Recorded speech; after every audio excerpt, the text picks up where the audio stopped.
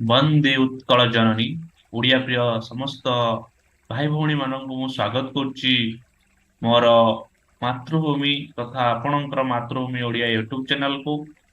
ଗୋଟିଏ ଖୁସିର ଖବର ସହିତ ଖୁସି ଖବରଟି ଏହା ଯେ ଯୋଉମାନେ ଆସିଷ୍ଟାଣ୍ଟ ପ୍ରଫେସର ତଥା ପିଏଚଡି ଜେଆରଏଫ ତଥା ୟୁଜିସି ନେଟ୍ ପାଇଁ ପ୍ରିପାରେସନ ହେଉଛନ୍ତି ସେମାନଙ୍କ ପାଇଁ ଖୁସି ଖବର।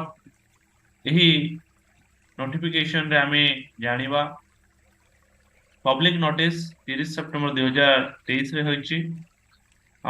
ସବଜେକ୍ଟ ବା ବିଷୟ ଉପରେ ଆଧାରିତ ହେଉଛି ଯେ opening of the online portal for submission of online application form for UGC NET December 2023 December month रे हेबाको थिबा UGC NET ପାଇଁ ऑनलाइन एप्लिकेशन अप्लाई करिवार विषय रे एही नोटिस टी अछि।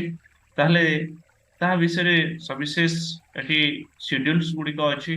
देखंतु शेड्यूल गुडी करे कौन सब रही सबमिशन प्रथम रहा submission of online application form 30 September 2023 रु 28 अक्टोबर 2023 पर्यंत आपण आवेदन करें।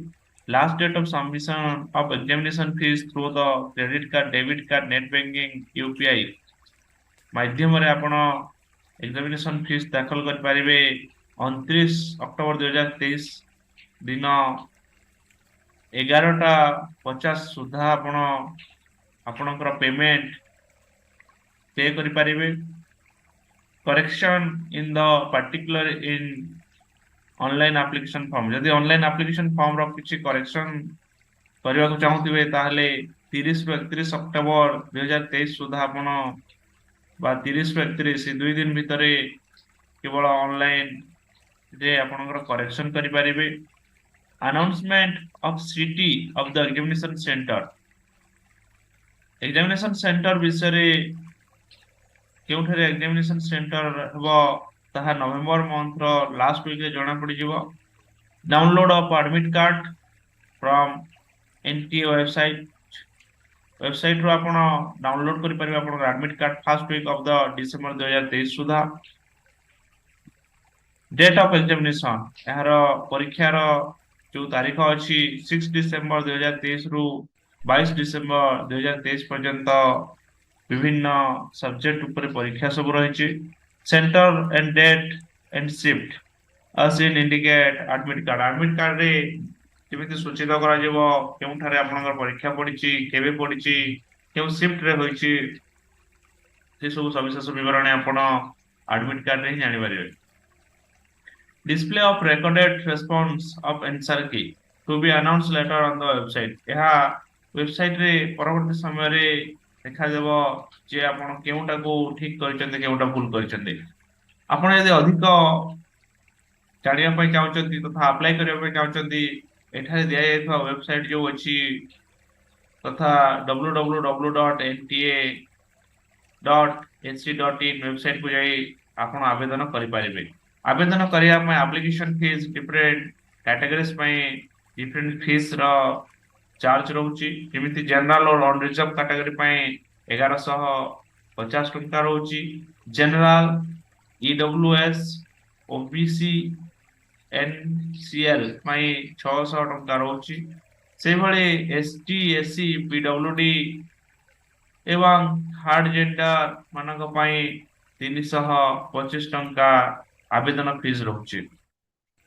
यही एग्जाम टी कंप्यूटर बेस्ड टेस्ट हेबो। आपण जे कोनोसी निज विषय तथा ओडिया विषय रे हो कि जे कोनोसी विषय रे हो आपण आवेदन करि पारिबे एवं परीक्षा दे पारिबे। असिस्टेंट प्रोफेसर पय आपण एलिजिबल हे पारिबे किबा जेआरएफ पय मध्य एलिजिबल हे पारिबे जदि आपण ए परीक्षाटी उत्तीर्ण होंती। एठारे इंपोर्टेंट इंस्ट्रक्शन सब अछि देखिबे इंस्ट्रक्शन गुडी को यदि आपण पय दरकारी ताले तेको पढी नेबे एवं भलो भाबरे अप्लाई करिवे। एठी मु कहि रखिबा चाहे जे जो मानकर क्वालिफिकेशन पीजी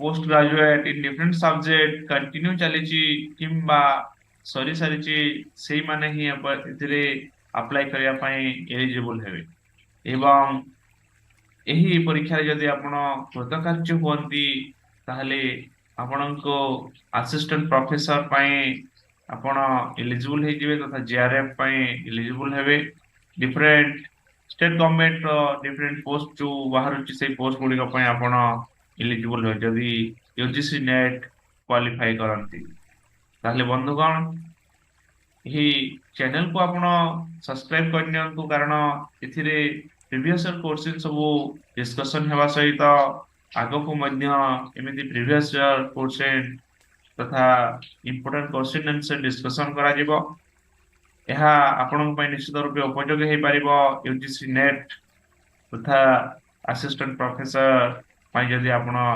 प्रिपेयर होछंती एथि सहित वीडियो को एठाय रखिबा यदि कौन सी डाउट अच्छी कमेंट कर जनातु एवं वीडियो को सांग मान सहित शेयर करने सहित जदि वीडियो की आपण